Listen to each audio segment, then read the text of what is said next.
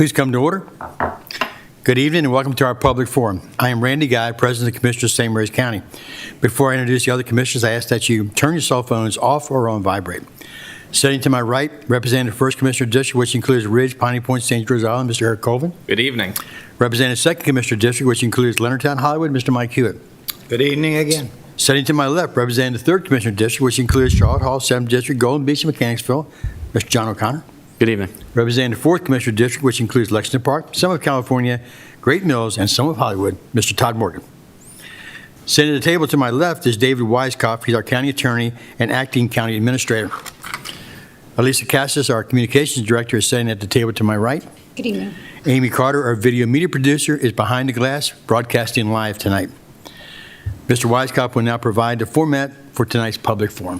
Thank you, Commissioner President Guy.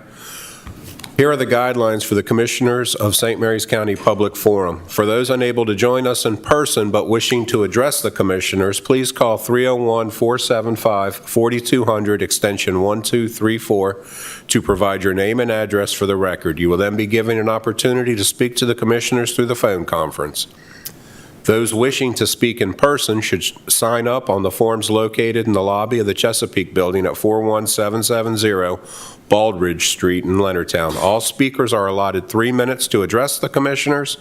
At the end of the 3 minutes, our Communications Director, Elisa Casas, will let you know that your time has expired. We ask that you respect the 3-minute time limit in order to give all those who wish to participate an opportunity to be heard. This public forum is being televised live on St. Mary's County Government TV 95 and the county's YouTube channel. If you should miss any part of this hearing, it will re-air on Channel 95 this Saturday, July 17th at 8 p.m. and will remain available for on-demand viewing on the St. Mary's County Government YouTube channel. Citizens were provided an opportunity to address the Commissioners via video submissions, but because we did not receive any video submissions for the public forum, we will now begin accepting comments through our teleconferencing system. Ms. Casas, do we have any callers? Yes, we do. Just a moment. Thank you. Acknowledging this woman. Good evening, and thank you for calling in to participate in the Commissioners of St. Mary's County Public Forum. Please remember, you are allotted 3 minutes to address the Commissioners, and I will let you know when your time has expired. Please speak clearly into your phone, state your name and your address for the record, and it is preferred that you speak directly into the phone rather than the external speaker so everyone can hear you and be clearly understood. Good evening. You may begin your remarks now. Good evening. I'm Lynn Davis at 20832 Waterside Drive, Leonardtown. Regarding my ongoing issue of the commercial Airbnb motel operating 15 feet from my door, this is my 4th time addressing the Commissioners. Sandy Beach Airbnb Motel opened in spring of 2019. It advertised a required minimum stay of 3 nights as of January 2021. It changed to a 2-night minimum, equaling the potential of 180 separate turnovers of transients per year, enough cars to fill a Walmart parking lot. In 2019, 2 Airbnbs operated on my street within a 9-house span.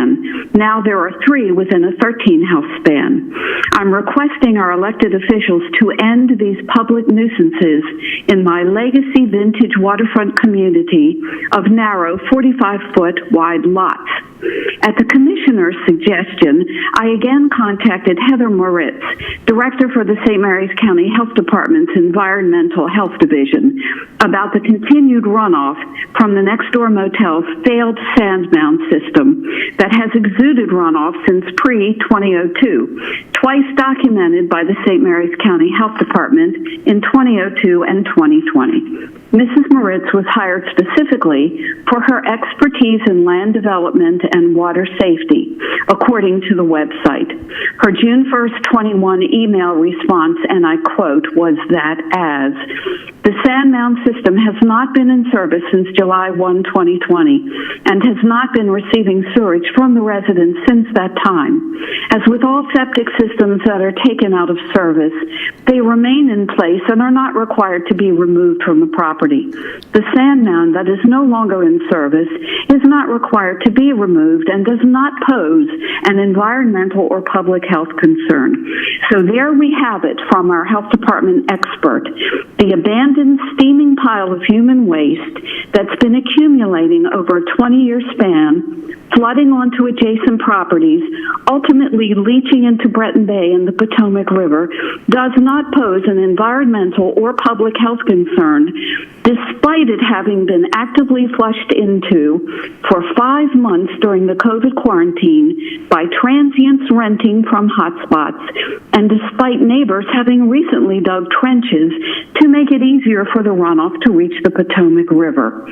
All this during a year and a half of unprecedented rainfall.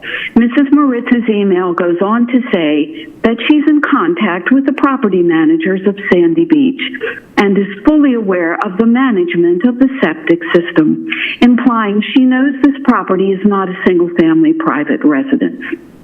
If this constant stream of transients was occurring 15 feet from the commissioners' patios or porches, they'd find a way to fix it and label it by its correct name, a Ma'am, commercial excuse me. motel. Your time has expired. Please wrap up your remarks. I'm at the end. Failing to classify Airbnb, a $38 billion worldwide corporation, as a commercial entity is ludicrous and just plain wrong. Thank you for your time. Good night. Good night. Thank you for calling. Mr. Weisskopf, Commissioners, at this time, there are no other callers on our teleconference line. Thank you. And now for those that signed up, the first person is it Brandon Smith? Yes. Okay. Good evening. My name is Brandon Smith. I live in Lexington Park, and I'm a member of the Sierra Club Southern Maryland group. I'm a member of their executive committee. First, I'd like to thank the commissioners for the recognition of our tree planting service earlier in the year. It's very much appreciated, as well as the installation of air monitoring devices across the county. I think it's an important step in understanding the pollution in our area and making sure that we're protecting our population with lung disease and other illnesses like asthma. I'm here today to speak in support of the Ready for 100 initiative, which is in front of you all right now. It is a resolution that will require the county to transition to 100% clean and renewable energy by the year 2030. It's an important further step in reducing our air and water pollution across the region. I want to point out the resolution is not a mandate for private citizens, nor is it a mandate for the county to invest in any energy generation facilities. It's a request to only source government consumed energy through clean and renewable sources wherever they may be. This is a increasingly more cost-effective option for the county, as well as a cleaner option for the county to protect the health of our citizens. There is precedence for the resolution across the state. Several communities have signed the resolution or adopted it, or in fact have already implemented clean and renewable energy in their communities. In addition to that, Charles County's also adopted something similar, looking to year 2025 for implementation of their solution. I appreciate the time and support for your effort. If you all have any questions on this, please reach out to me or Ben Hance, our group chair, and we look forward to working with you all to find a solution to this. Thank you. Thank you. Thank you, sir. Next is, Elaine Green, but I don't know if she wanted to speak or not. No? Okay. Next is Richard Adama. Thank you, sir. And will you please step as close to the microphone as you're able? Thank you. Good evening, Commissioners. My name is Richard Adama. My address is 27078 Oxley Drive, part of Country Lakes in Mechanicsville, Maryland. I was chosen by our Homeowners Association to speak to you and formally represent the association. However, I'm also representing myself as a resident of Country Lakes on this matter. Less than a quarter of a mile. I would like for you to remember that number. August 4th, 2020, a date that should feel familiar. In the aftermath of Tropical Storm Isaias, much of the county was left with flooded areas, washed out roads and bridges, and the unfortunate loss of lives. I'm not here today to speak to you about our community park, but so frequently. We're still happy to work with Mr. Don Dietrich on possibly clearing obstruction from Chaptico Creek, but I know you can't reverse climate change or magically make torrential downpour disappear. I'm not here to speak to you about raising the road surface by the Mechanicsville Road, Butts Creek Road intersection to prevent that area from flooding. I understand this would be very expensive, just like replacing the bridge on Route 6 to the tune of $2.5 million. New structure looks great, by the way. I'm not here to speak to you about the lives lost. What happened was a tragedy, and my thoughts are with the affected families as we approach a year from that fateful day. I'm here to ask you to help prevent future loss of lives. Residents a few years ago complained about traffic on the roads in the Country Lakes area. A study was done, and only one road was found to be a potential candidate for traffic calming measures. One of the more insistent opponents exclaimed that anything like speed humps would increase response times for EMTs and the fire department. It's not a long drive from the fire department and rescue squad to our community, but every second counts. Let me bring you back to that day as it affected our community. The bottom of the hill on Asher Road, flanking the community park, was flooded. The intersection of Uwaski Mill Road and Mechanicsville Road, flooded. You may have expected another flooded road mentioned, but that's just the thing, commissioners. On that day, and to this day, there are no other public roads in or out of the community. When those two roads flooded, more than 600 homes were effectively cut off. One member of the community had to be extracted, but with no equipment able to reach the patient would ultimately transported with the aid of a dump truck to the ambulance waiting on the other side of the flood. Unfortunately, they passed away in a hospital later that day. Another member of the community required assistance on the other side of the Uwaski Mill flood. First responders had to approach from Butts Creek, turning a 6-mile drive into a 12-mile drive. Unfortunately, they too passed away. Every mile counts. I'm here to ask you about just a quarter mile. A quarter mile that sits between the end of Asher Road and the end of James Road that connects to Route 236. A quarter mile of largely grassed over and gated off dirt road that is not open to the public and, more importantly, not obviously open and possibly not safe for first responders when having another way in and out of the community is vital. I want to thank Dr. Rebecca Bridget, our county administrator, who was instrumental in getting the ball rolling on this matter in September of last year. Unfortunately, with the pandemic in full swing, a planned meeting did not materialize. I'm here to ask the county, planners, public works, emergency services, to pick back up the work with our community, with first responders, and with the landowners to make this quarter of a mile available for use in emergencies, unhindered and unquestioned. Every second counts, every mile counts, every life counts. Thank you, commissioners. I yield my remaining time. Thank you, sir. Thank you, sir. Next is Miss Eve Taylor.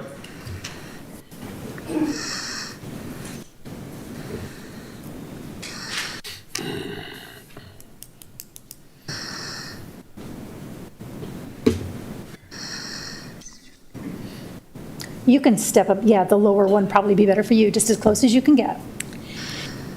Good evening. Can you hear me? Well, I can talk loud. We hear you. Okay. So my one concern is where I live, my easement, where my neighbors, the Burnish, at 22431 Cornwall Drive, has decided to tear down my fence, which was on the borderline of my property, destroyed my entire yard, which looks like a tsunami hit it to this day. I was dealing with breast cancer at the time this devastation was going on. I have, though, tried to clean up my area, and every time I clean my yard, he calls the sheriff on me to stop. Now, when we went to court, I won the case with Judge Relly. He retired, unfortunately. Judge Abrams took over. She orders me to give him 13 feet of my property for no reason, no merits. He has nothing, literally. He brought a Miss Gomez to lie. She perjured herself. So I said no. Come to find out, someone acted as my trustee without my permission, without us going through the proper channels to sign, and that's when they decided to do that. Just like Judge Relly said, it could cause an upset, and it has. People are now taking over other people's property where I live, and I want someone there to investigate and to stop this madness. Land Growth and Management has cited me to clean the mess that they have created. At my age, I didn't do that mess. There's a lot of unlawful actions going on concerning my life. Mr. David Wayne Trent, I'm taking him to court. He is registered sex offender. When one of the county people came to look at the easement, he started screaming, "I've got guns. I own rifles. I will shoot you." He has threatened me several times and other families that he's going to shoot them. I've called Sheriff Cameron. I said, Sheriff and Lieutenant Jones, I said, this man is threatening to kill us. He has guns, and he keeps saying the Second Amendment will protect him. No, I don't think the Second Amendment will protect anyone if they shoot me or any of the other poor grandparents that live there, because they don't want him to keep harassing their children, which is what he's doing. And this is a very big concern of mine because it's getting out of hand. I just found out another neighbor, which were all related friends-wise with Mr. Burnish and with Mr. David Trent and all, and Gene Klein, Paul Horner, and Robert Morgan. These males, these 5 males, think that they can run Sans Sushi, do whatever they want to do on anybody's property. And that's exactly what's going on. They tore trees from one area and literally stuck it into my field where I live. And now it's overtaken. And I'm tired of it. I'm getting older. I have health problems still, and I shouldn't have to live like this. I've done a lot for this county. I try to always do good community services, and now I would like someone to look into this. I wrote my name and address and all so that somebody can come and investigate. Thank you, ma'am. Thank you, Ms. Taylor.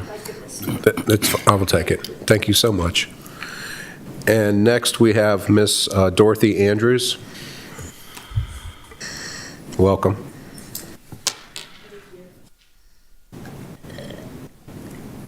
Hello, Commissioners. My name is Dorothy Andrews, and I'd rather not give my full address, but I live in Callaway, if you don't mind. I'm here to ask the question, how did this get this far? After listening to the rest of what I have to say, you'll understand why I have asked this. Last year, I worked in the field for the U.S. Census Bureau, and I had to wear a mask. It didn't take long for me to begin to notice a slight cough. I ignored it, but it got worse after a few weeks. At first, I didn't contribute it to the mask until I had a few days off. My lungs felt better and the cough stopped. During this time, I didn't go anywhere and never wore the mask in the car driving or being outside. Actually, I only slipped it on when I was approaching a door until the interview was completed. Now, mind you, it was during the hot months of summer. The job ended because I was only staying in my county because of COVID. After that, I was fine. Sorry. I was a little choppy. I had my grandson today, so. You are our last line of defense against overreach of the federal and state government. You do not work for the federal government or for Hogan. You work for us, the people. As I have been going more places over the past couple of weeks, it has broken my heart to see how many businesses have closed since you fully reopened our county. I was once a business owner. Guess what? I did build it. I built it with many hours of sacrifice and not getting paid for what I should have to live the American dream. Why did the box stores stay open and not our local businesses? Do you think your constituents were ignorant? Why didn't you replace the health director? It is not an elected position. You should have taken a stand for our county, and you didn't. I need some answers. The Ninth Amendment of our U.S. Constitution reads, "The enumeration in the Constitution of certain rights shall not be construed to deny or disparage others retained by the people." This means that the Ninth Amendment's list is not meant to be complete. We still have many other rights. Rights to travel where and when we want, wear a mask or not wear a mask, social distance or surround ourselves with loved ones and friends, or decide to be vaccinated or not. My rights have been abused by a virus that has a 99.8% survival rate. The 10th Amendment states, "The powers not delegated to the United States by the Constitution, nor prohibited by it by the states, are reserved to the states respectively or to the people." Trust me, the federal government has assumed way too much power. Ms. And I'm Andrews, asking you. Your time is, please do. Thank you. And I'm asking you to follow our state's constitution. It is more detailed and holds higher power than the U.S. Constitution. And I would just like to end with something to ponder. My trust is in God, not man, to find answers. And I hope that you will do the same in the future as our founding fathers. Thank you. Thank you. Thank you. And next on the list is Mr. Ronald Verbose. Welcome. Oh, certainly. Sure, I can do it. You can? Certainly. Certainly. Sure. Speak in front of Commissioner. It's for height, whichever one makes you more comfortable. Here. If you would just step up as close as you can get. I'm Thank going to you. use the short one because I'm a short guy. Good evening, Commissioners. My name is Ron Verbus. I live at 18792 McKay's Beach Road, Leonardtown, Maryland. I'm here to talk about taxes. I come here this evening to just give you information on some interactions between several small businesses and the Alcohol Beverage Board. On Thursday, July 8th, 2021, 12 small businesses entered into the record petitions along with a presentation. We are currently working with an additional 10 establishments.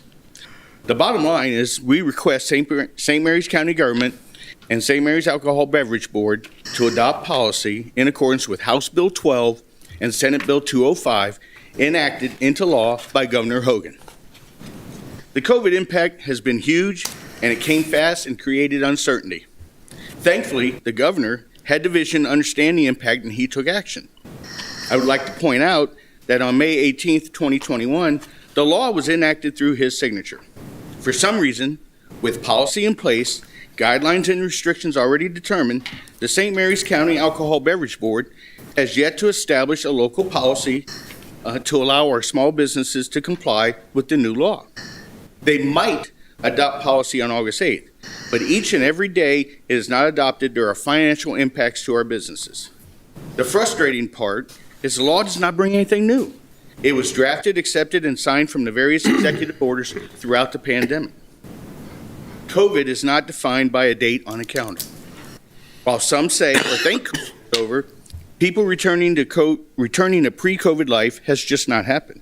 There are still people reluctant to support the local business by entering the establishment in person. Some are still even driving in their cars with masks on. The law is a way to help the small business recover and reduces the need for further government financial support. It allowed for the business to pursue a new business model. It also requires an impact study at the end of the 2-year period. During previous discussions that took place, many concerns were raised for public health and safety reasons. To date, we could not find any evidence to support the majority of these concerns. We are not returning to drive-in windows. We are not using to-go cups. We are not discussing single drinks to go.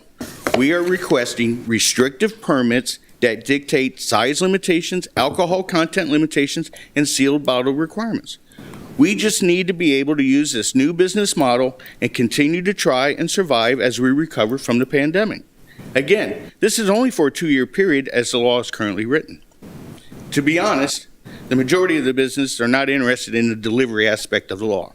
They just want the ability to provide pre-mixed drinks. Enforcement was raised as a concern. It's no different and no harder than it has been for the last 15 months. There are rules and regulations in place about serving inebriated individuals. Our customers have provided positive feedback about our ability to provide the pre-mixed drinks in quantities such as pints, quarts, half gallons, etc. They use them for family outings, camping trips. Mr. Verbus, your time has expired. I'm going to finish up in just a second. Thank you, sir. Staying at home as opposed to risking exposure in a small, tightly confined establishment. We're not asking for special privilege. We're just asking for an adaptation of policy. Thank you very much for your time. Thank you, sir. Thank you, sir. And that is all that I have written on here. Is there anyone else in the audience? Yes, ma'am.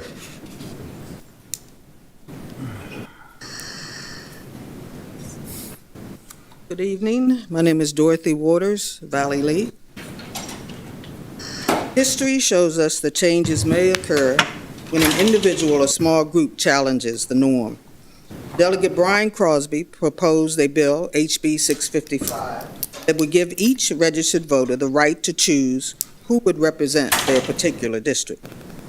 I live in District 2, so my ballot should only have the commissioner candidates running for the District 2 area. The exception, of course, would be the candidates running for commission president, whose names would be on all county ballots. Currently, like 4 other counties in the state, we have at-large commissioner voting. meaning I have a say on who represents any of the other districts where I don't live or where my district is not represented. I understand that we have had at-large voting for some time, but times change and we need to change with them. The registered voters in each district should be the only ones who have a say in who represents them. When I have an issue in District 2, I don't contact the commissioner from other districts. The Board of County Commissioners as a whole represents all of St. Mary's County, but each individual commissioner, other than the president, represents only particular districts.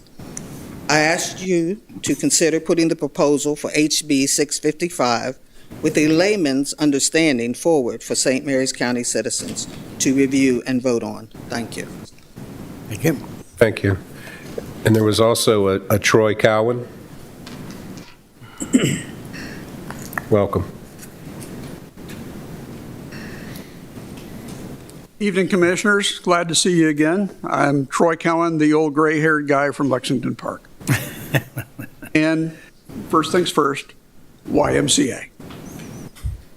Second thing, but equally important, I want to thank you for things I heard today and over the last few meetings. I want to thank you for bringing on the third voting location. I think that's money well spent. It's money, but it's money well spent. Money's a tool. It's not a scorecard. Second thing, I want to thank you for things that you personally advocated today. Commissioner Morgan, thank you for advocating for the sidewalks up and down Shangri-La, Willows Road, very well needed. Lexington Park is in fact a walkable community right now, but there are places where it's not. That would help. And thank you, John, for doing everything you can to make it happen. Commissioner Morgan, I heard what you say when you advocated for your minority groups up in the north end. Well, I'm O'Connor, though. I advocate. I think that's wise. Thank you for doing that. All groups need to be advocated for equally. We aren't in competition, but we don't want anybody left behind. President Guy, you run a beautiful meeting. What more need be said? You do that well. Thank you, sir. Commissioner Colvin, I'm still looking forward to when you and I can go do a presentation in front of Mrs. Seipt VIP club at Spring Ridge Elementary. Me too. Me too. The kids are paramount. Obviously, Commissioner Hewitt, thank you for everything you've done to promote the YMCA and bring it here. I'm doing all this because these are all parts of a vision. We had the pleasure today of hearing a very eloquent vision from Dr. Brewster. She is successful in large part because she has a vision in mind and drives for it. Sometimes in our administrivia, we lose the sight of your vision for the county. My question for you is, what would make you all as a commission, one and all, stand up and cheer and say, yes, that's what we're for? I'm not sure I know. I'd like to know. Thank you very much. Thank you, sir. Ms. Casas, is there anyone else on the line? Mr. Weisskopf, Commissioners, I don't believe we have any more callers, but I'll check with Julie. Public Forum Call Center. Hi, Julie. It's Elisa Casas. I'm calling to see if we have any more callers on our teleconference for tonight's Commissioners Public Forum. We do not. Thank you, Julie. Commissioners, Mr. Weisskopf, we don't have any more callers on our teleconference line this evening. Thank you. Commissioners? Thank you, Mr. Weisskopf. We want to thank all of you who attended in person and those who called in tonight. We appreciate your input. It is an important part of our deliberations and decision-making. For those of you who spoke tonight, you will receive some kind of information on what we can do to possibly help you and possibly move our agenda forward. You can be assured that each of your concerns will be addressed and you will be contacted by us or one of our staff for following up information. We will not close the public hearing.